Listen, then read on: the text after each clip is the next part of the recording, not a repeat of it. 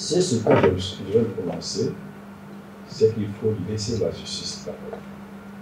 Laisser la justice travailler librement et ne jamais rentrer, que ce soit, dans une chasse aux sorcières qui consiste à dire je t'en veux pour ce que tu as.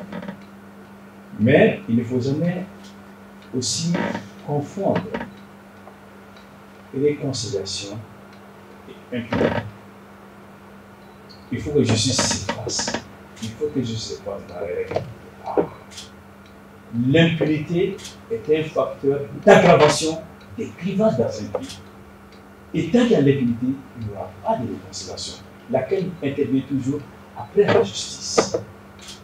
Tout repose d'abord sur l'arsenal juridique qui existe, se donner les moyens, sur la volonté politique clairement affirmée de lutter contre la corruption et sur des magistrats décidés de mettre un terme.